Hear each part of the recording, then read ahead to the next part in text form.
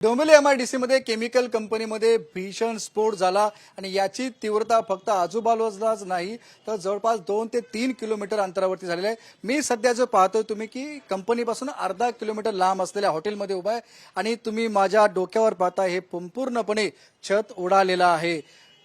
परिस्थिती बघा, केमिकल कंपनीपासून जिथं स्फोट झाला तिथून अर्धा किलोमीटर लांब असलेलं हे हॉटेल आहे आणि या हॉटेलचं काहीही उरलेलं नाही। संपूर्णपणे स्फोटामुळे, स्फोटाच्या दणक्यामुळे हे छत उडालेलं आहे, भिंती तुटलेल्या आहेत, बेंच फुटलेले आहेत, पंखे या ठिकाणी पाहताय पंख्याची परिस्थिती काय झालेली आहे आणि वरचं छत पूर्णपणे पडून खाली कोसळलेलं आहे। त्यामुळे या ठिकाणी ही परिस्थिती आहे। त्यामुळे तुम्ही पाहताय की काय या स्फोटाची तीव्रता असेल। आपल्याबरोबर या ठिकाणी हॉटेल मालक आहेत, आपण त्यांच्याशी बोलूया।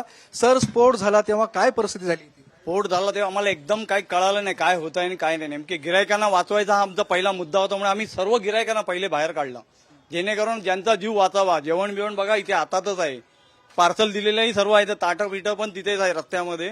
आम्ही स्वतःला आम्हालाच एक्झॅक्टली काय झालं कळालं नाही, त्याच्यामुळे बाकीचे माझे मॅनेजर सांगतील। सर, जेव्हा स्फोट झाला होता तेव्हा किती लोक बसले होते इथे आतमध्ये? टेबल फुल होता, पूर्ण टेबल फुल होता। आम्ही आतमध्ये गेलो, आम्हाला समजलं नाही काय झालं, फटाफट असा पूर्ण पडाला, भूकंप आल्यासारखा। तर आम्ही डायरेक्ट बाहेर आलो आणि जे असेल ते बाहेर पडलेलं, आणि जे बाई होती त्यांना पाठवून आम्ही काढून बाहेर त्याला म्हणतो हॉस्पिटल जावं लागलं फटाफट म्हणून। म्हणजे इकडे बाहेर पण सगळे पळत होते, इकडे तिकडे। आणि बाजूला लॉजचा मध्ये एक गार्ड होता, त्याला पण उचलून घेऊन गेले। आता कोणीतरी बोलले की तो मेला म्हणून, मला माहिती नाही। आता ही जी परिस्थिती आपण बघतो की संपूर्ण छत तुमचं खाली कोसळलेलं आहे। जेव्हा हे कोसळलं तेव्हा लोक खाली ते जेवत होते। त्यांचा वरती पडला, कोणाकोणाला लागला, ते इकडून पळाले, अर्धा जण पाठवून पळाले। काय म्हण तुम्हाला अचानक काय वाटलं का भूकंप? भूकंप आला म्हणून। नंतर बाहेर जाऊन बघितलं, तिकडे सगळं काय समजलंच नाही आम्हाला काय झाला म्हणून। नंतर पाठून बघितलं तर दूर दिसला पूर्ण।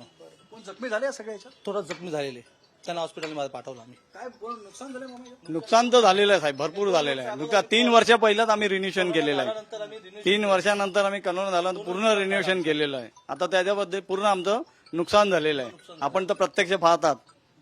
नक्कीच आपण पाहतो की हे जे हॉटेल आहे, या हॉटेलमध्ये साधारण जर आपण पाहिलं तर या ठिकाणी 15 ते 20 टेबल लावले आहेत आणि संपूर्ण टेबलवरती लोक जेवण करत होती। तुम्ही पाहताय बघा, इथे जेवणाचं ताट सुद्धा ठेवलेलं आहे। म्हणजे हे जेवणाचं ताट आहे, याच्यामध्ये पूर्णपणे राईस आहे, भाजी आहे, चपाती सुद्धा तुम्हाला इथे दिसते, चपाती आहे, कांदा आहे आणि जेवण लोक करत असताना स्फोट झाला आणि अचानकपणे संपूर्ण हे छत त्यांच्या डोक्यावर कोसळलं होतं आणि भूकंप झाला की काय अशा प्रकारची परिस्थिती झाली होती। लोक सैरावैरा या ठिकाणी धावत होती आणि याच्यामध्ये काही लोक सुद्धा गंभीर जखमी झालेले आहेत। त्यामुळे हा स्फोटाची तीव्रता आपल्याला आपण समजू शकतो की किती भयानक होती।